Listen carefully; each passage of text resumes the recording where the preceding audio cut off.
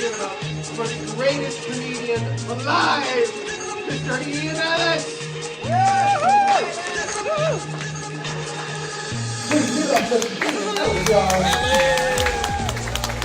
His name is Ian Ellis.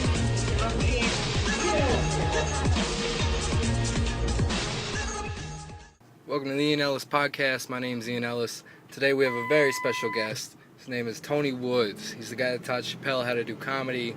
Without him, there's no Dave Chappelle, no Neil Brennan, no Mike Epps, no Greer Barnes. This guy is hugely influential. So check it out. I hope you enjoy it. If you want to support the podcast, please pick up a copy of my album, Ian Ellis, Unpolished, Unfinished, and Almost Homeless. It's available on iTunes and Amazon. Alright, let's holler at Tony. One. What's going on, man? Oh, what's up, buddy? It's too hot. That's what's up, man. So go ahead, let's get it on. Alright, man, I wanted to get in some of your biography before comedy. Can you tell me about your time in the Marines? Well, it was brief. I was a medic in the Navy, man. Oh. I was a medic in the Navy, so when you do that, you don't have to, but I got attached to the Marine Corps. Gotcha. That's why I did the last.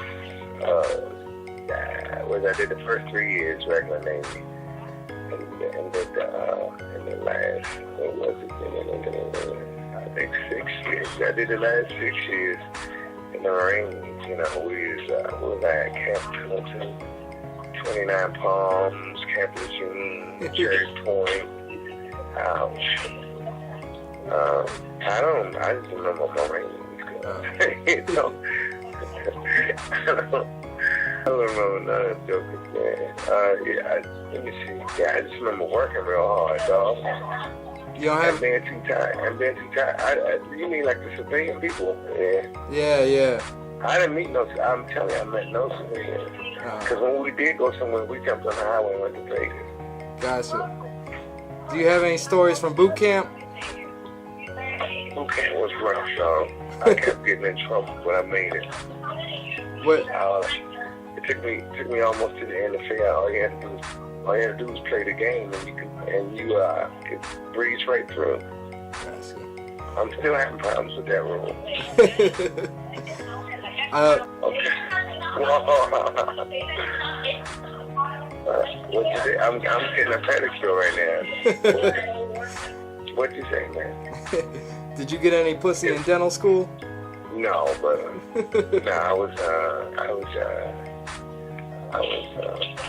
in love with my ex-wife. Yeah. What can you tell me about divorce? It's terrible. Go ahead. Relax. I don't care. I'm getting the meat cut off my feet, man. It's hard to concentrate on what you talking about. Yeah. I can't look. It don't hurt, but I can't look. Yeah. It looks like it should be painful. Now, we was in a dental school that on base, man. And it's so hard, dude. I'm telling you, you ain't thinking about nothing like that. Thinking you studying, please don't let me fail. What can you tell me about your relationship with the late Todd Lynn? Todd Lynn? Yeah. I had a relationship with Todd Lynn. I knew him. We was cool. We was on tour together. Me, him, and Shane. I'm gonna just say, man, he should rest in peace, better than me. I don't remember him being the nicest of dudes. Not that me and him ever had we never had no falling out. Mm-hmm. But some things, I don't know, man. Some things went down. Some things transpired. You know how you find out something later, you're like, what? Yeah. So, hey, man, I was sorry to hear that he was sick and it was painful and all that other stuff, man. But, we find peace now, man, because I think he was, just unhappy with himself. Yeah. So, which made him strike out a lot, you know what I mean? I don't know. I heard somebody sold some clothes. Somebody stole some clothes. Yeah, well, he told me that I asked him to do me a favor and I'll pay on my storage bill. Yeah. And he said, yeah, I got you. He didn't. So next thing I know, my stuff had been auctioned off. My stuff had been auctioned off. Yeah. I was upset. But he denied it. He said he didn't do it. He said, this nation was a big misunderstanding. I'm like, whatever, man. Yeah. But hey, dude, I don't want to even talk about him. I'm getting my feet cut. I know you used to drive Chappelle to the comedy club. What? No, I didn't drive him to the comedy club. I drove him from the comedy club. Because, like his mom would bring him, and it would be too, I think she had to work or something, but she said, he had like a late number. Yeah. They were on the same area, so she, would you mind taking him home? That's mainly how we became friends. Because I couldn't take him straight home, man, because, like, dude, we gotta go over here first. We gotta do that. You know what I'm saying? Because, I wasn't planning on going straight home. Even though he was in high school. I was a grown man. We were 10 years apart. How about that? All right. Yeah, so when he was a teenager, I was in my 20s, dude. That was party time, homie. Every night of the week. You know what I'm saying? Yeah. I heard he had a dream about you. I forgot. What was it? He said that God had come to him and tell him something about you. Oh, yeah, I remember that bullshit. Yeah. Yeah, but I think I don't know. I don't know if time has healed the wound or I think it came to the senses and found out it wasn't God. You know what I'm saying? Yeah. I don't know what happened. Yeah, but it's all good. I don't know. I think maybe at the time him and his friend was having problems. Because women is clever like that, dog. Yeah. Because basically I guess I was tapping into them. You know what I'm saying? Yeah. Yeah. And what better revenge than to make you think that I'm friends with Tyrone too? Right? Right. I think. But I don't know how he told me that.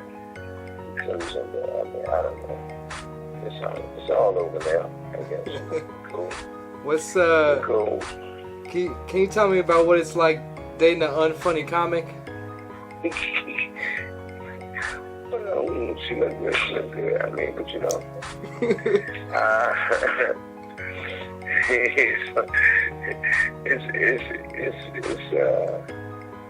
I don't know. Well, it's strange, but I mean, but I don't know. But she makes you funny. Yeah. Because of her unfunniness.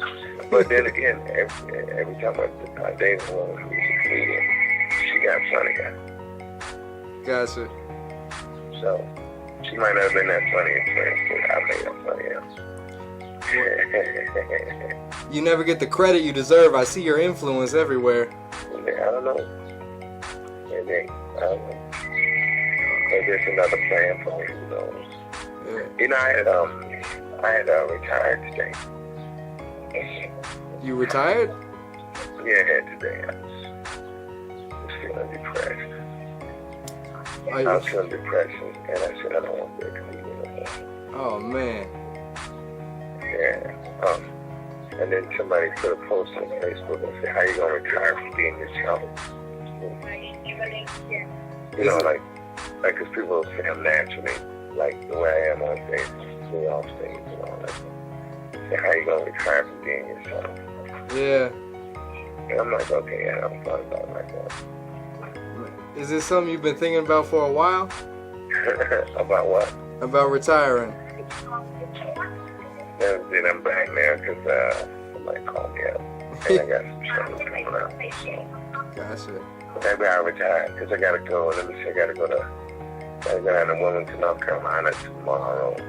and then I'll be in Tampa on Tuesday. Gotcha. And then I come back to Tampa and I fly to London on the 8th of July. So I'm too busy. I can't really retire right now. You're working on retiring. Yeah, but today this one, I don't think, I think I just get depressed sometimes. I might look at Facebook and I see everybody with their new movies and new TV shows. Yeah. All that, and I kind of get disheartened. What? I just go, what am I doing? Your Comedy Central presents, you look like you didn't want to be there. Was there something that happened there? What do you mean? Yeah, it was cool. What do you mean I didn't want to be there? It was cool. I mean, I wasn't unhappy with it. It was, see, now after I think I opened the gates or whatever. Yeah. Because I was like the first supposedly Def Jam guy. Yeah. To do it. Now, man, shoot, you can do whatever you want to do. Because that was funny because they put all of these censors on. They put all of these can't do's and can't done's on me, and they like, well, you're now gonna see if he's funny. Basically, I was doing like motherfucker. Yeah. And it don't matter. That don't matter. I can do it. Laying down, standing up, and crawling, brother. It don't happen. And it did. But the good thing about it, it opened up some doors, man. After that, I started traveling internationally a lot more. I was invited to festivals around the world and stuff like that, like Australian, the Melbourne Festival, the Sydney Festival, the New Zealand Festival, man, the Oslo, up in Norway, Norwegian Festival. Yeah. Shoot. Do you feel like you get more love overseas? No. I mean, it's even. Everybody's favorite uncle from out of town. Yeah. Yeah. Comedy in the States is really segregated. Is it a different vibe just when you leave, or does it have a similar tension? Yeah, it's similar tension. Some of the other guys don't see it. I'm real hypersensitive to stuff like that. Like in England, yeah, it's real bad over there as far as the comedy scene. Like with the urban comedy and the non-urban comedy. And then some comedians over there who do what they call mainstream, and some of them do the urban thing. I come over there and I do just you gotta do both of them. Yeah. And pretty much just speak English. I can reach to you. I can get it to you, man. What about that thing right there? Yeah. What about that thing right there? Oh. She said she don't want to break her tools.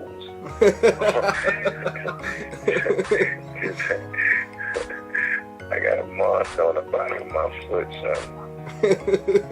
Yeah, man. This is the most attention your feet have ever had. Yeah. Dude, I was rappelling with one shoe on.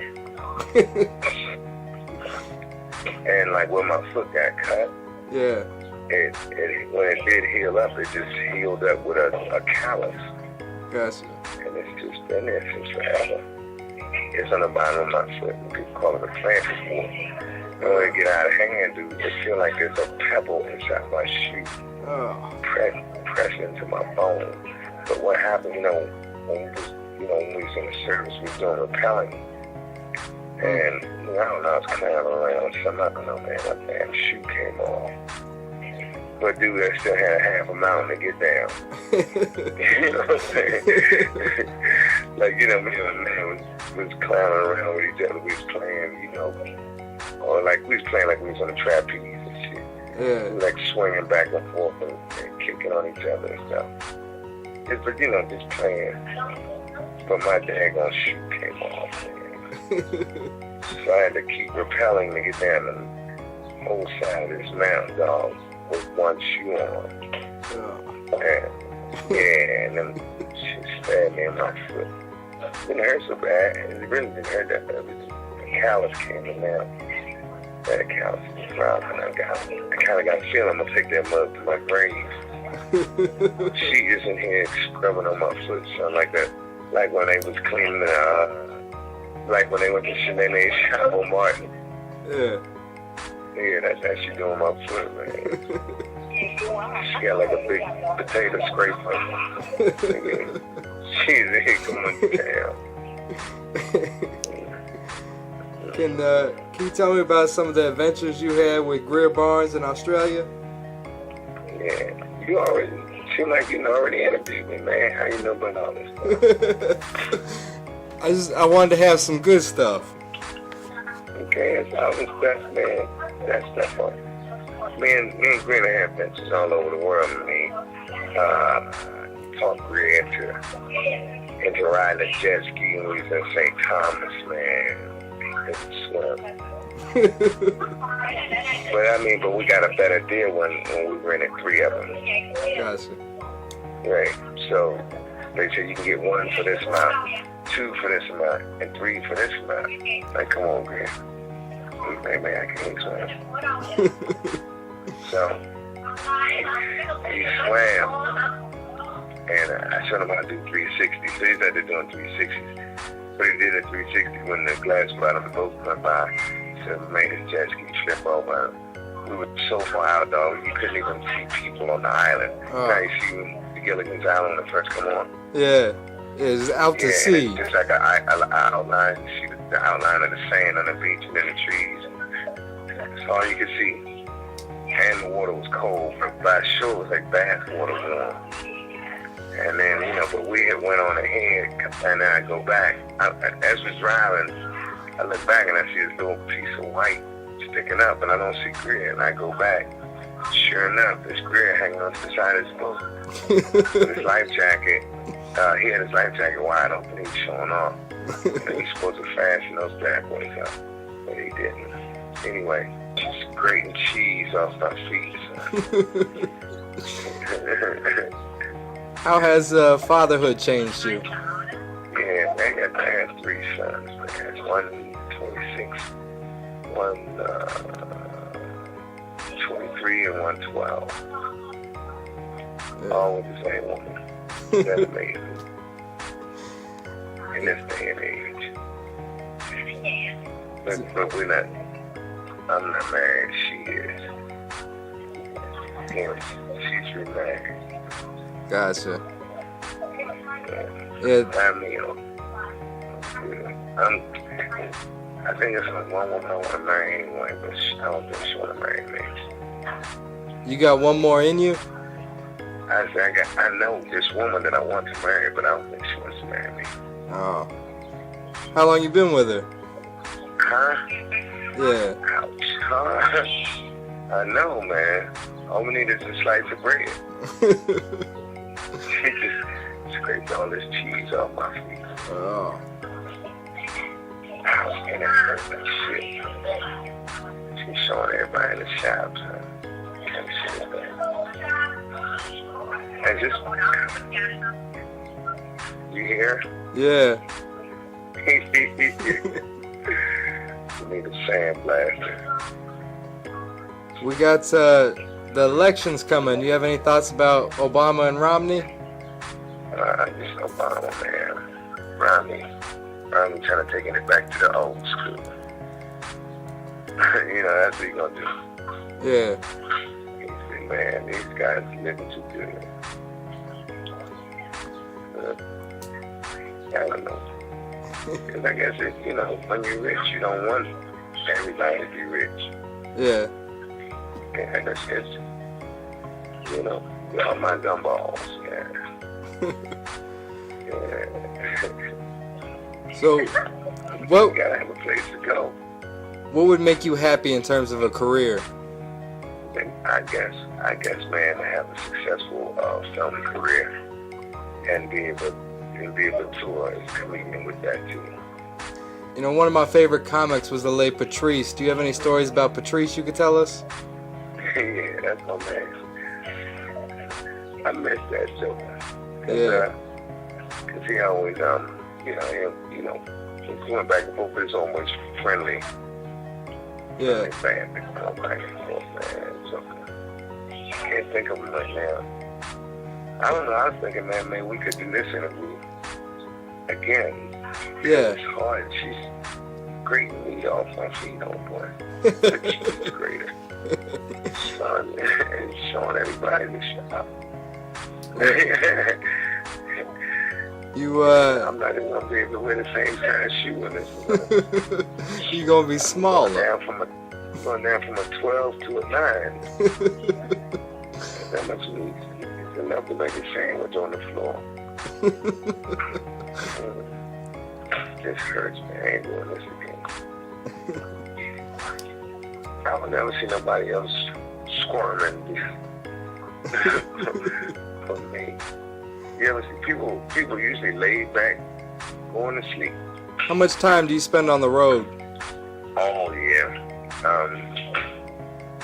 Usually I'm gone more than I'm home. But I'm home. How do you... Like I say, maybe Sunday through Thursday. Unless it's some sort of a tour or something like that. But we usually I'm home most Sundays through Thursday. And I'm rarely home on Friday and Saturday unless I'm working, around here. How do you deal with, like, the loneliness of it? I don't know. I got friends everywhere. Everywhere? Yeah. Can you talk to me about, like, the difference between the New York and the LA scene in the Midwest? Well, the New York scene is on the chain. It's electric, man. You can do comedy here, you can come in it's all New York audience, but it's all kind of always different. I barely do the Midwest except like Chicago and Detroit, Gary, and I very rarely do the West, Matter of fact, I was in February. I was in Oakland with Dave Chappelle, as a matter of fact. Yeah, and Dave Chappelle, I go to LA, but I think I'm gonna have to try to get out there. I just sparked up a relationship with some powerful people out from LA, and they want to start doing some things with me. Man, it'd be beautiful to see a Tony Woods show. It sure would. That's Tony Woods kids. I bet by now my kids would be spoiled. What's your favorite moment you've had overseas? Overseas? Man, like the shows we did in Dubai and experiencing the food and the cars and the extravagant wealth. Yeah, and I mean, the people are really appreciative because they're expats, They're English, Australian, and American, and Canadian people. Well, English-speaking people who are working abroad, working and living abroad. So any news from home, they love it. Mm-hmm. So they love it. So they're extra appreciative of this stuff. So yeah, you go there, you kill it. I kill it. But the last time I was there, I got accused of one of the club managers, because I wouldn't spend time with her. She said that I was drunk on stage and all that stuff. And I found out she was more connected than I thought she was. I just thought she was a drunk chicken. Yeah. Who could get free drinks? I know she's a manager. Damn. Yeah. Did you do a couple of USO shows? No, I've never done it. I did only USO shows, and it was on Comedy Central on television. Gotcha. Oh yeah, I know. We did the thing in Cuba, me and Jeffrey Ross, and some NASCAR guys. That's Olympic surfers. That was cool. Have you been down through Africa at all? I've never been to Africa. Gotcha. We stayed a girl from Cameroon. So. Oh, I dated an Ethiopian girl. How did you even get into comedy? What? Just when I was in the Navy, a friend of mine, he write his name is Charles Taylor. I think Charles Taylor III, right? We called him T. from Winston-Salem, North Carolina. Told me to be a comedian. I have not seen this brother. I heard from this brother since. But it's all because of him. And he saw pictures of Eddie Murphy on Time magazine. And he said, man, you could do that. Yeah. Pulling my feet. So what you say? What do you think makes a good comedian? What makes a good comedian? Yeah. I guess a guy who's honest on stage and creative at the same time. Like, I'm not saying go there and tell the absolute truth. Yeah. But, you know, put it where everybody can relate to it and make it funny. Of course, you have to exaggerate a little bit. Do you have any stories about dealing with hecklers? Yeah. The first time I got food, I had dreams, bad dreams. You know, because I was a bike messenger too, so you know, you ride your bicycle in the summertime, right past the bus, and the heat from the vent on the side of the bus blows on me. I got like a hot black smoke. That's how heckling. I mean, that's how the first time I got food felt in my sleep.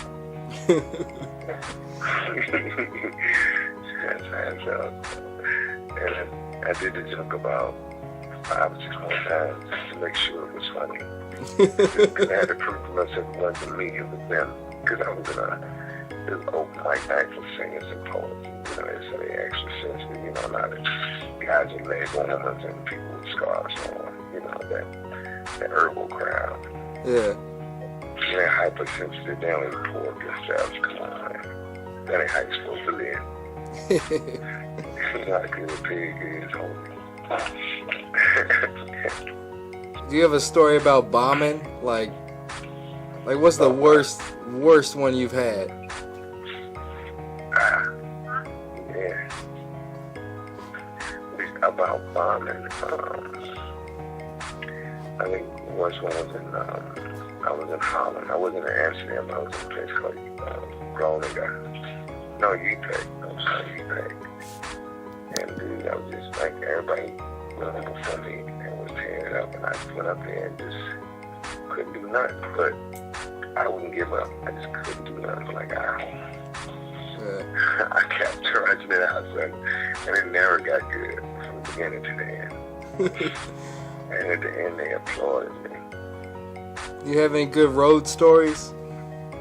I'm always on the road. It's always a good road story. What's like the craziest thing that's happened? The craziest? Nah, it's a whole bunch of craziest. when this girl asked me if she could use my bathroom one time. Because in the hotel they had closed the bathroom up. I wanted to show what she's going to do. I said, yes. And I didn't know that she had planned to come there and give me some. Because I said I was going to change my shoes. And then we was all going to go across the street to the Waffle House. We was in South Carolina. Yeah. So, boom, you know, I was in South Carolina and it started raining in torrential storm. Like, man, cats and monkeys, man. And then, what's that? It started raining cats and dogs, man. And me and Mike Washington was in adjoining rooms, you know, like you can open the door. Yeah. You can open the door and into the hotel room. So we had the door open, right? Because we was had adjoining rooms. But anyway, she went in these bathrooms and something came to the corner. Now it's real easy. I said, what is it? He said, Mike. And I opened the door. And I taken off my shirt. I had a white beat on because I was going to change shirt. And I had my shoes on because I was going to change shoes. And it was home, and it was like one of the hotels, you know, where the doors are outdoors to the parking lot. Man, this dude was big. He filled up the whole doorway. And he's standing there soaking wet. And he said, where's Sheila? I'm like, dude, I think you got the wrong one. You know, ain't no Sheila here. And then she came out the bathroom, dude. With her pants, like, open. Yeah. And a bra on. Oh, man. And her bra on. And then she said, what you doing here? I'm like, oh, shit, because I didn't know her name. Yeah. Then she came up the bathroom and she was doing something. And big boy started crying. And then she looked at me and said, kick him out. I'm like, what? I'm talking about he was big. So he was like, this car engine's big. He was long. And he started crying. And then he said, why are you doing this? And then she said, I don't know, see you no more. And then she looked at him and said, I'm about to make love to him. I'm like, no, she not, dog. Like that. You're gonna get me killed. I'm like, yeah, you want to make no love if you're doing something. So then she, so then, you know, the other people was coming up. He heard them coming up the breezeway, running up the breezeway, screaming my name. And then my man took her purse and threw it out into the parking lot. It was raining hard as I don't know. He just grabbed her parking lot. I grabbed her purse off my bed, tossed it out of the parking lot. Then he took off. Right, because he heard them running up the stairs, you know, coming up to my room. So he ran down the alleyway, but he threw her purse first. Then they came. And they started like, you okay, man? I'm like, yeah, what's up? He said, man, that nigga was gonna kill you. I did too. But he didn't, you know what I'm saying? Because he did what I was from the show, and he's at the show too. Oh. And then he came to us at Waffle House, man, and he's like, and when he's talking, I was like, dude, she came and used my bathroom. I'm like, whatever's going on between y'all, she tried to use me in the middle of it.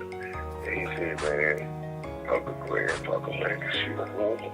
She was horrible. I said, dude, don't say that, man, because obviously you care about her, man, you know. I said, and you done something to hurt her, and so she trying to hurt you. Then nigga started crying. Oh. You know what I'm saying? We had a booth at the Waffle House. Yeah, big dude. I can't get out. Son, you know. All right, man. This is the last question. You got any stories about dealing with the police? Yeah, parents, I ain't young man, he's called up some teenage girls came in and said they wanted to manage him because you know what I'm saying? Yeah. You know, they came to the counter and the lady said, "Bring me help me." She said, "Yeah, we want to kill it in Brazilian." Oh, they're too young. They're too young. Yeah, I'm like, go ahead and let that go. Just grow out. You know what I'm saying? Be yourself. Live the dream, shorty. Yeah. Oh, this kind of bad, I guess. Yeah. This one broke yesterday real bad. That one broke all the way. Okay.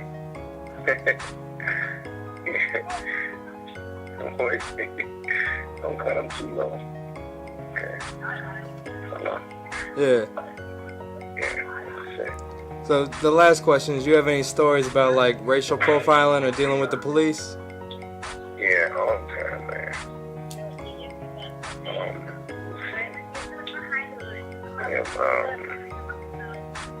I got pulled over by a guy who my oldest son used to bully back in elementary school.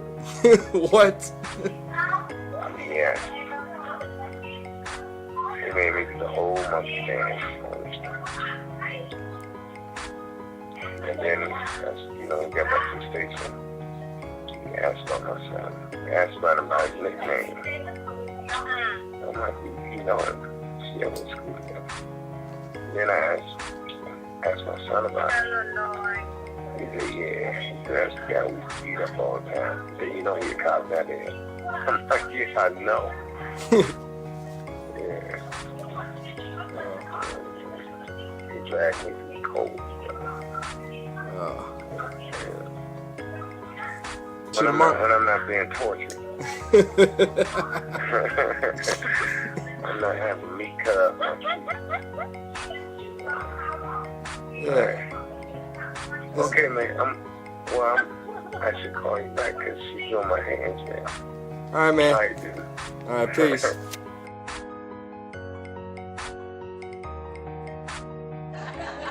I was over there for 2 weeks and then we left there and went to Scotland. Yeah. Because, because I don't feel the enthusiasm, so I just kind of create it. But I was in Scotland and I called one of my buddies here in DC. I'm like, yo, guess what? I'm in Scotland. And he's like, You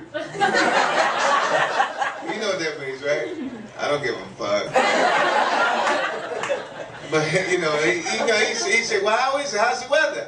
I'm like, yeah, man, it's like fucking 50 degrees and raining. It's fucked up, And then he says, well, what are you eating? How's the food? I'm like, I've been eating at Burger King. Well, how's your hotel? I'm like, it's cool, Now, those are the traditional black questions. Did you know that? Whenever one black person travels, the other black person asks 4 questions, right? How's the weather? You have a place to stay? You have enough to eat? And the last question, we always whisper, are there a lot of white people? I mean, which would be cool, I'm right here in DC, say I went to like Georgia or Tennessee or something like that, and one of my boys go, hey, it's a lot of white people. I go, it's a high school, you got to do a lot.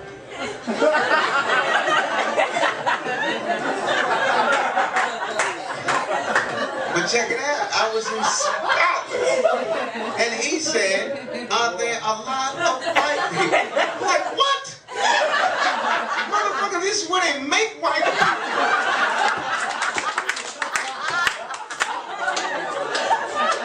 And he was like, nah. I'm like, man, this is dead fucking Africa, son.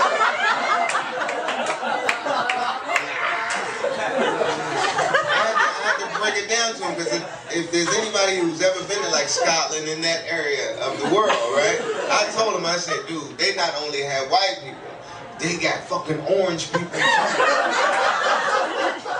He's like, ain't no such thing. I'm like, yes, man, they call them the fucking gingerbread people.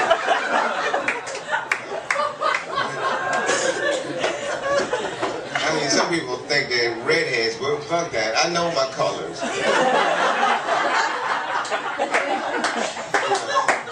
And I know fucking orange when I see it. I mean, because really here in America, we see redheaded people. I'm strawberry, I'm raspberry, it's bullshit. You go to Scotland, it's like, what the fuck? You can't even look at him. You're like, oh, could you put a hat on or something? And I'm there, and I'm hanging out with this English guy. And he goes, you act as if you've never seen a ginger.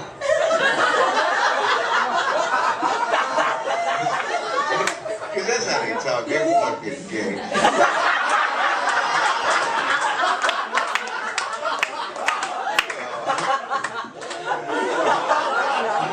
And it's good that I say this, man, because you go to the UK and all the fucking British comedians make fun of the Americans. They go, all the Americans are fat and stupid. I'm like, all of them? And when you go over, don't try to drink with those fucking people. Don't you try it, motherfucker. Because they drink and drink and drink and fucking throw up. Then they get into their little cars. Drive home. It don't fucking matter. They already on the wrong side of the road. They know what they're doing, man. You go over there like, yeah, I'm from Texas, I can drive. Can't fuck with them, man. Can't drink, But I was telling this English guy, I'm like, dude, I've seen ginger. That's what they call redheaded people for people who don't know. I said, I've seen redhead people, man, but like, not this many. And not this intensity of redhead. Just so much. And I told him in my area of the country, DC, we got people from all over the world here. You can, but I told him you see people that red-headed about as often as you see like a midget.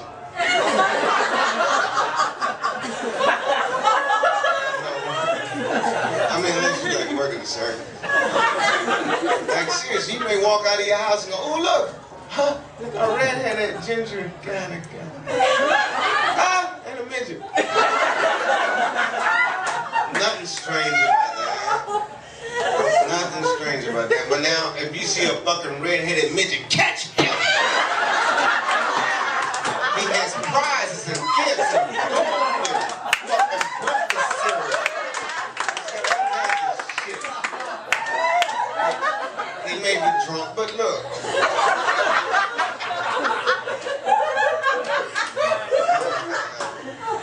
I'm afraid. I think over real slow. This stage does not promote like confidence.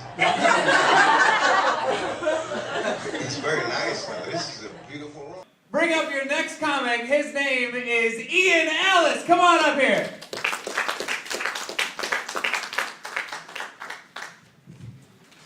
Anyone else think that guy looked a lot like Spider-Man? It was like Topher from that 70s show. I really want to rape you on a high-rise. You ever go to Walmart and see one of your friends on the missing people posters? No. Not yet. I saw a girl on there. I was like, she's not missing. She was at the bar last night. I think they need to put all those pictures online, and we'll just call it Missing Faces Book. And it's a chance for parents to reconnect with people they haven't seen since grade school. My friend, they have hard times meeting women, and I was like, you're never going to find the right girl looking in the wrong place. You got to start going to grocery stores. But don't go any lower than like a Super Kmart. Don't go to Walmart looking for a wife, because that's just a vortex of sad. There. Every getting great pussy at lower value prices. You guys, you came to be supportive. You're supporting the tall guy, right? That's me. Thing is, I don't think you guys are being supportive enough. Because I was sitting back there, I was doing the math. You know he's single, right? And you have 1, 2, 3, 4, 5 vaginas in your group. And only 4 guys. Which means somebody here is being stingy. Somebody is hoarding the pussy. Like, if the zombie apocalypse comes, you got a plan. Like, we've got enough food and enough pussy. We're gonna get through the first 6 months.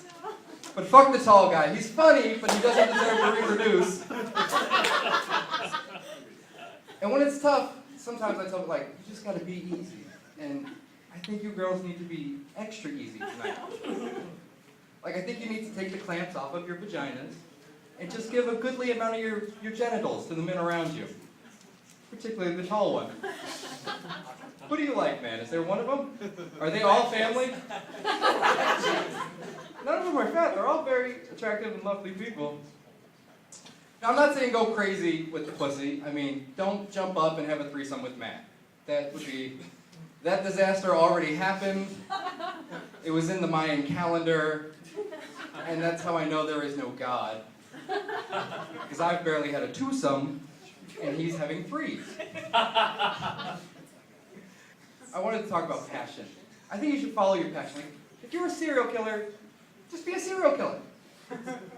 But don't wake up and profile a victim and follow them home from the comedy show and put them in the back of your truck and murder them to death. If your heart's not in it. Don't do it if your heart's not in it. Here's an interesting fact. It turns out you can only murder someone to death, but you can actually serial rape them quite a bit longer. Real talk. So I'm originally from Colorado, and I noticed the people here in Chicago put a lot of extra S's at the end of the words. Like, my buddy said to me the other day, hey man, let's go to Jules. I said, you mean Osco? He said, yeah man, let's go to Osco's. It's like, come on man, how many grocery stores are we going to? But I love Chicago because I see stuff I've never seen before. Like the other day, I was driving in the city and I saw the hottest homeless girl I'd ever seen in my life. I didn't even know they made those. I almost wrecked my car diving in the passenger seat for change. So my ex-wife, she lives in Baltimore, and she called me the other day, and she's like, it's 114 degrees out, and there's a storm coming tonight, and it's gonna fuck shit up. I was like, wow. She's like, and I just called to say, I still hate you. And if I don't make it, please don't come to my funeral. Baltimore's a crazy town. It's the only place I've ever been where the entire population of the state intentionally mispronounces the name of the city. Like, they don't call it Baltimore, they call it Balmore. This dude was like, hey man, welcome to Balmore. I was like, what are you talking about? You know, Balmore. I was like, dude, I'm literate. There's a T in the middle of that fucking word, and everyone that lives here isn't allowed to mispronounce it. They also pronounce all their O's as O's. So I asked this guy, who's your favorite rapper? He said, oh, Tupac.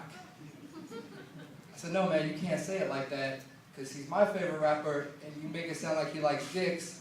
I really can't see-walk to that. It hurts my feelings. A lot of people think that black people don't tip. That's not true. I was in Baltimore, and they used to tip me in drugs. Which is great. It would be the exact amount for the bill, plus like a bump of cocaine rolled up at $1. Now, it wasn't the amount of the bill and $1 and cocaine. That dollar was part of the bill. But I think there had to be a conversation where they're like, hey man, the bill's like 120, what's 20% of that in cocaine? Somebody had to be like, man, that raspberry lemonade was bullshit.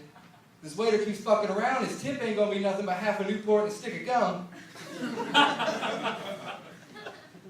I've never done cocaine. Like, you know, a lot of the anti-drug commercials for like pot, like, don't do pot or you'll turn into a deflated balloon.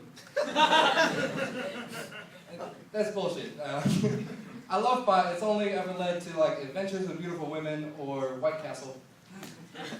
But I don't do coke for the opposite reason. Like, it's not fear, it's, if it's half as good as I think it is, there's no way I just can't give my entire soul to that product. Like, I can't do coke because I'm worried that it's too good. So I used to have to try and take my tips and get my money back, and I would sell that bump of coke to the busboy. And I'd be like, all right, man, I don't know what the going rate for this drug is, but if you give me $5 and roll all my silverware, you can have this cocaine, which is great, because cokeheads love task-oriented activities. All right, well, my name's Ian Ellis. I love you. Good night.